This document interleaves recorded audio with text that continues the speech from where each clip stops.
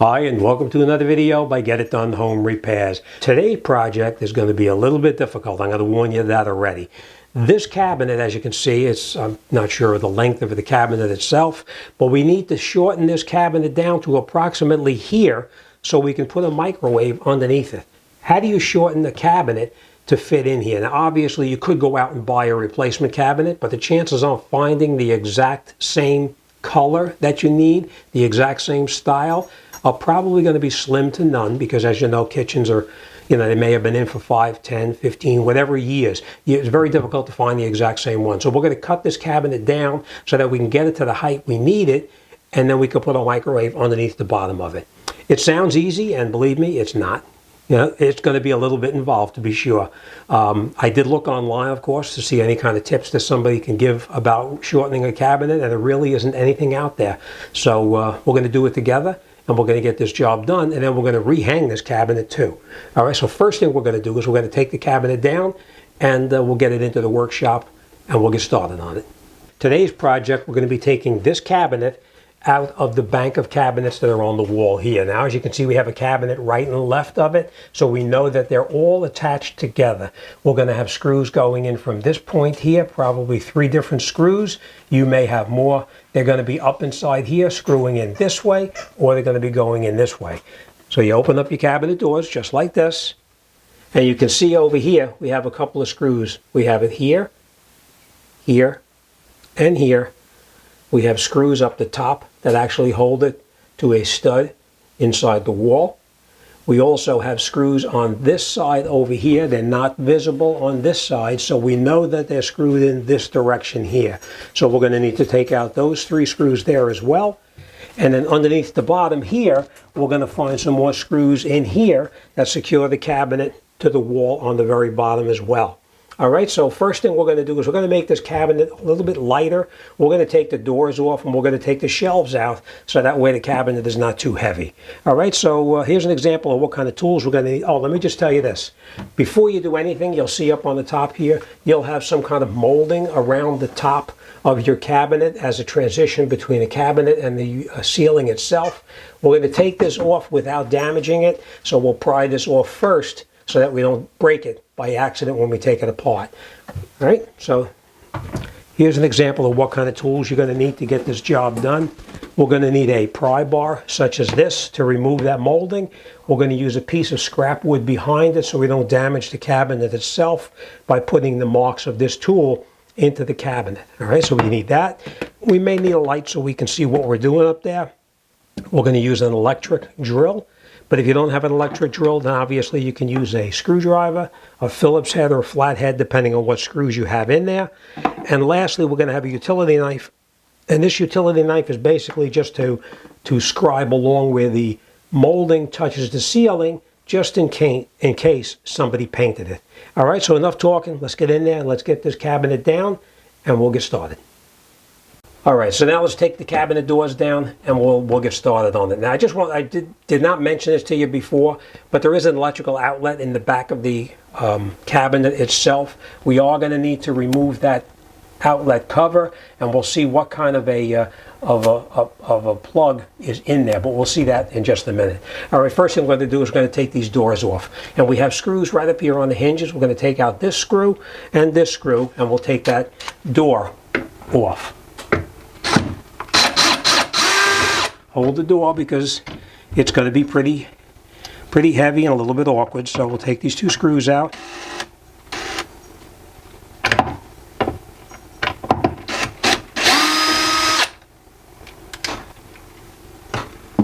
Okay, we have 1 door off. We're going to do the exact same thing on the other side now.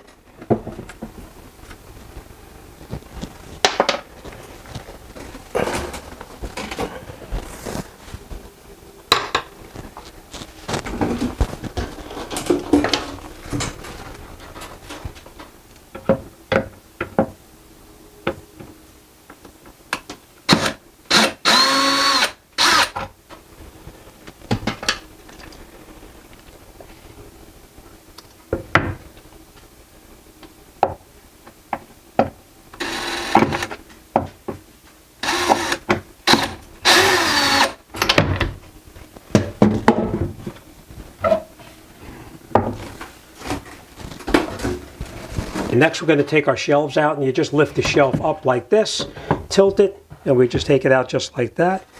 We're going to do the exact same thing on the upper shelf because the added weight, there's no reason to hurt yourself trying to take it out. Okay, so we'll get these shelves out of the way now. Okay, now you're probably thinking to yourself, what the heck is that hole inside this cabinet for? The reason that this hole is in here, and yours may not have this, is the previous range hood that was on here had some big unit coming up here and going up through the top here. That's why the hole is in the bottom of the cabinet as it is. Yours obviously will not have that hole in it. All right, next thing we're going to do now is we're going to come in here, we're going to take out this electrical outlet cover, see what we have here. And we can see that the outlet cover itself, it's over the top of the cabinet here. So we are going to need to take this box out of the wall and just pull it out so we can get the cabinet through that opening there. So the first thing we're going to do, we're going to go make sure that the power is off in this outlet, and then we're going to remove it. And the way we do it is to take this screw here and this screw here, unscrew it, and that will loosen up the box inside this unit here. All right, so let me turn the power off. Let's remove that, and then we'll work the cabinet through that opening.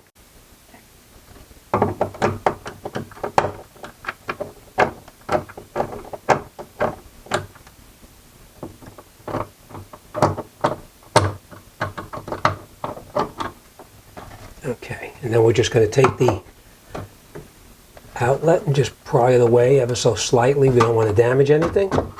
Okay, and it pulls right out just like this. And the reason that these screws had to be turned is this piece here is actually against the drywall and holding the drywall in. So by turning it counterclockwise, it actually pushes that piece back up like that, and you're able to pull it out of that opening right there. All right, so for now, we're just going to leave this right here, and we're going to deal with this as we take the cabinets down. We're just going to slide it through that hole right there, and this will not interfere with anything we're doing.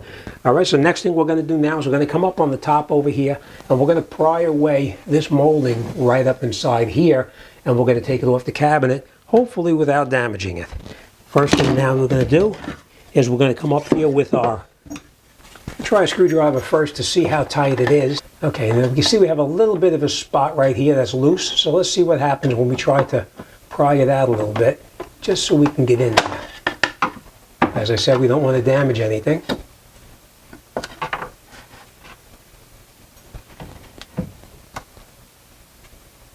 Ever so gently. And just work it back and forth. Sometimes these nails are a little difficult to come out, as is the case here. So okay, now we pry it out. We can see where there's a nail there, and there's a couple of nails down the line. So we now have this out here. We're going to continue down the line, and we're going to take off all of the rest of the nails that are in here so we can take this off totally. Now I just want to point this out, if this wood is too thick for you to get in there and work with it, you can use a spackling knife, put it inside here. It's a little bit thinner, and it gives you a surface to pry on with your pry bar itself. All right, so that's what we're going to do over here, because this one is pretty tight right up inside there.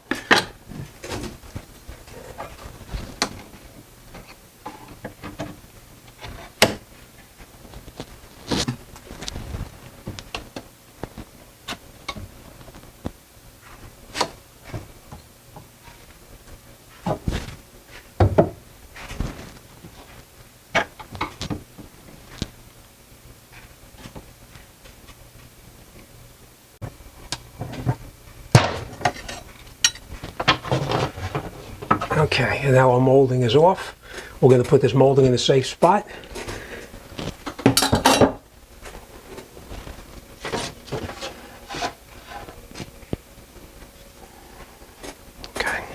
Okay, next thing we're going to do now is we're going to take these screws out later on. We're going to take these two screws out here first, because these are the ones that are actually going into the studs in the wall that hold this pretty much firm in place. All right, so what we're going to do now is we're going to take those screws out first, and we're going to do it, as I said, if you have an electric screwdriver, of course you can do that. If not, you can do it by hand.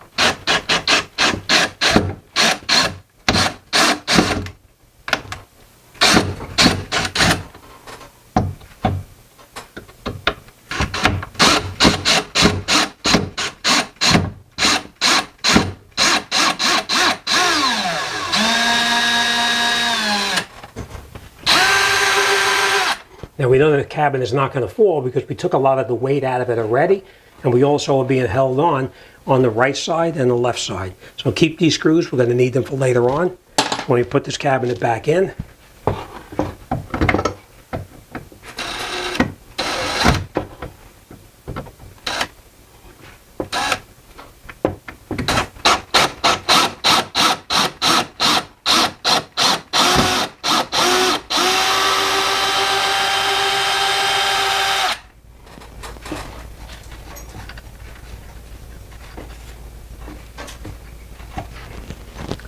Okay, next thing we're going to do is we're going to take out two screws. This one, and then we're going to come into this door over here, and we're going to take out this one and this one, leaving the last one in the bottom right here, and that'll be coming out last. All right, so let me take these two screws out here, and then we'll come back and take those out as well.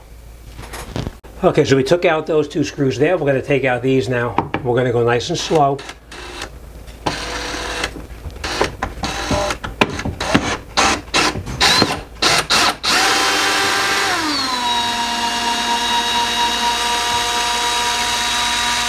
As I said, hold on to these. We are going to need them in when we put this back together.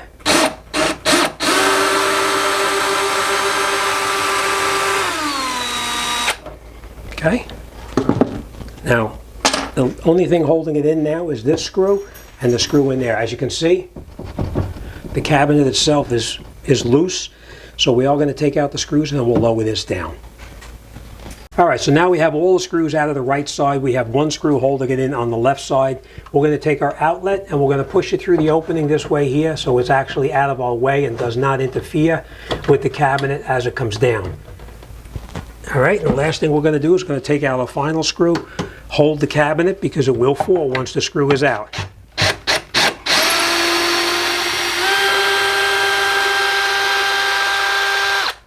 Okay, our last screw is out. And now our cabinet should come out.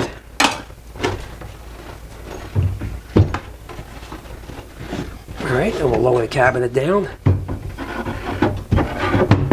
Just like that. And now our cabinet is ready to bring it into the garage, and then we'll cut it down to the length that we need it, and then we'll reinstall it.